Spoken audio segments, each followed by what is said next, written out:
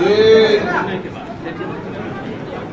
गठबंधन हमारा जो एनडीए था वो 17 बरस से था और अटल जी और आडवाणी जी के साथ सभी पार्टियों ने बैठ करके नेशनल एजेंडा बनाया। इस दौर में कई तरह की राजनीतिक उतार चढ़ाव आए। हमारी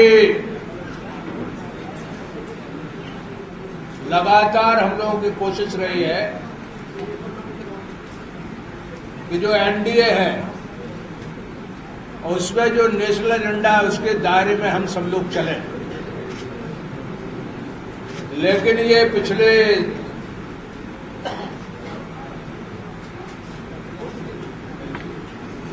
6-7 महीनों से जिस तेजी से जो घटनाएं घटी हैं, आपको मालूम होगा कि हमारे नेशनल इलेक्ट्रिसिटी का नेशनल काउंसिल का, देखो मैं निकाल दूंगा, आंख समझा जाती है हमारी आंख वैसे खराब। तो नेशनल काउंसिल का हमारा सम्मेलन हुआ, 1000 लोगों ने उसमें पार्टिसिपेट किया देश भर के, और हमने साफ कर दिया था कि जो नेशनल एजेंडा सारी पार्टियों के साथ और हमारे जो नेता थे उनके साथ जो बना है उसके दायरे में ही 17 बरस अच्छे से हम चलते रहे। 17 बरस चलते रहे और पिछले 7-8 बरस से यहाँ भी बहुत अच्छा दोनों पार्टी के बीच में समन्वय रहा है। कुछ लोगों को छोड़ दें, लेकिन जो महत्वपूर्ण लोग हैं उनके बीच में एक बेहतर तालमेल चलते रहा। जब गोवा में सम्मेलन हुआ राष्ट्रीय समिति का, तो हमारा नेशनल काउंसिल का जो आपके पास प्रस्ताव, हम फिर से उसको डिस्ट्रीब्यूट कर देंगे, उसमें हमने साफ कहा कि हम बंधे हैं इस नेशनल एजेंडा के साथ, इसके दायरे के साथ। यदि इससे पार, इससे अलग कोई छलकेगा तो आगे बात चलेगी नहीं। मगर कई चीजें ऐसी हो गई जिसका विस्तार से बयान देना ठीक नहीं, लिखित बयान हमने दिया है, वो आपको मिलेगा। और जो गोवा है उसमें वो अपनी पार्टी में किसको पदाधिकारी बना रहे हैं, वो बने भी नहीं थे, उन्होंने फैसला भी नहीं किया था। उसके पहले हमसे कहीं दूर दराज के इलाके में पूछा, तो हमने कहा उनकी पार्टी का आंतरिक मामला, वो किसको क्या बना रहे इससे हमें कोई वास्ता नहीं। लेकिन उसके बाद जो भाषण हुए, वो भाषण जो है वो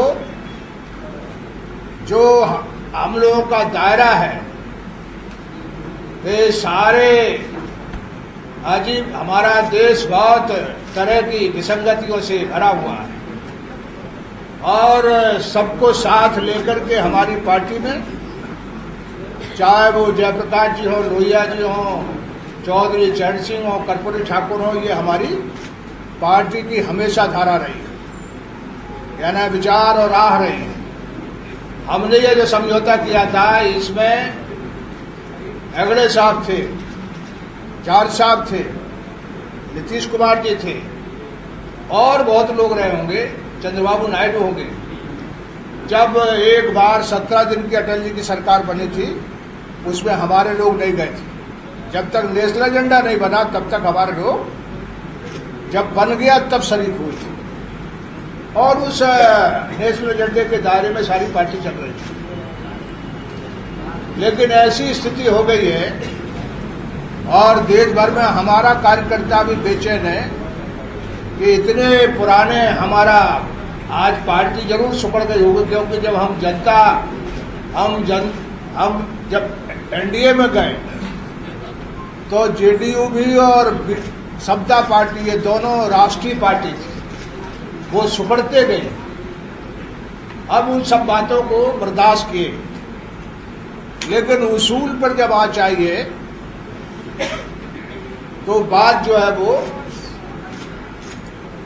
कल शाम से मैं आया हूं तो सारे कार्यकर्ताओं से, सारे एमपी से, सारे विधायकों से, जो पार्टी की कोर ग्रुप की बैठक है उसमें भी जो परिस्थिति है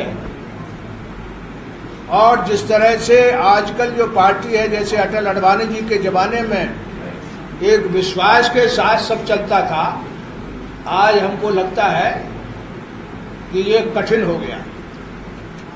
और कठिन हो गया तो गठबंधन यारी से चलता है, दोस्ती से चलता है, वो स्थिति नहीं है। और सिद्धांत के बारे में कल एक जनरल सेक्रेटरी उनका गया है लखनऊ, तो उन्होंने ये कहा कि जो राम मंदिर है वो हमारे एजेंडे में है।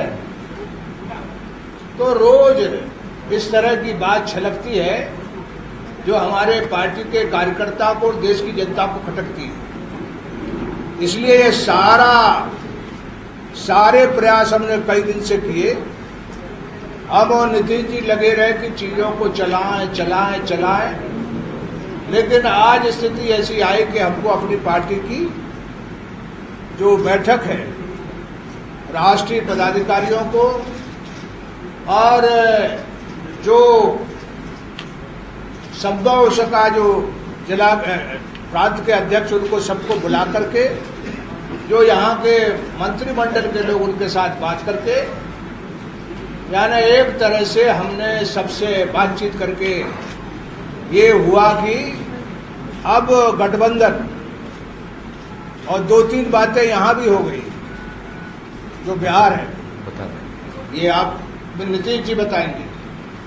तो इन सारी चीजों को देख करके हमने ये सोचा कि अब जो जिम्मेदारी दी गई थी राष्ट्रीय काउंसिल में, अंतिम जो प्रस्ताव किया था वो आपके बिहार के अध्यक्ष दिग्विजय सिंह जी ने, मैंने वशिष्ठ नारायण सिंह ने अंत में प्रस्ताव रखा था कि कोई विशेष परिस्थिति आ जाए तो अध्यक्ष और फिर नीतीश जी से सलाह मशवरा करके कोई भी फैसला कर सकते हैं।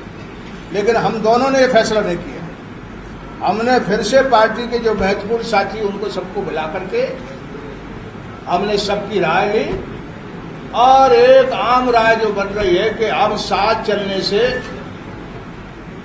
ना तो उनके गठबंधन को लाभ होगा और ना हमारी पार्टी के लिए ये हितकारी होगा, और मैं सोचता हूं उनके लिए भी ठीक नहीं है। इसलिए हमने फैसला किया है कि अब उनका रास्ता और हमारा रास्ता अलग होगा। इसलिए आज जो है वो गठबंधन एक तरह से, यानी जेडीयू उससे बाहर आ गया। यही मेरा, इतना ही मेरा कहना है।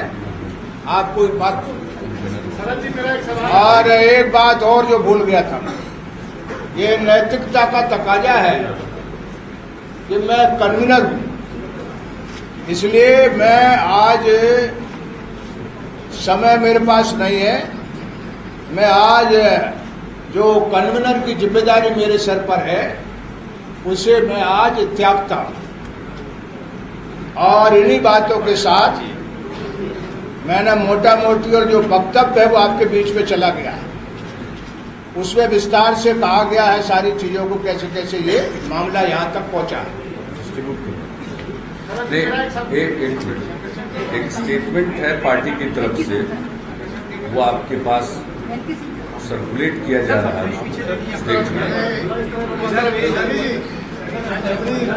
हो जाएगा। आप बिल्कुल शांत रहे, सबके मिल जाएगा। डिस्टर्ब होगा आपके इस निर्णय की वजह से जो सरकार इसको रोक जाएगी, बहुमत था वो आज अल्पमत में आ गई है। क्या ये जो रिस्क जो है क्या आपने ये कैलकुलेट किया है? इसके बारे में उसके बारे में जो आप पूछ रहे हो तो मुख्यमंत्री नीतीश कुमार जी अभी बहुत सी चीजें 1-2 दिन में हुई है, उनको विस्तार से आपको बताएंगे कि आगे क्या होगा। देखिए साहब, जो सुनिए ना आपकी बात, जो हालात थे और जो हम लोगों का शुरू से स्टैंड रहा है और जो अलायंस था उसका जो बुनियादी सिद्धांत था, उससे जब साफ साफ भटकाव दिख रहा है तो वैसी परिस्थिति में जनता दलियों ने राजनीतिक निर्णय लिया है और उसकी जानकारी पार्टी के राष्ट्रीय अध्यक्ष श्री शरद यादव जी ने आपको दी। बिहार में एक मिलीजुली सरकार चल रही थी,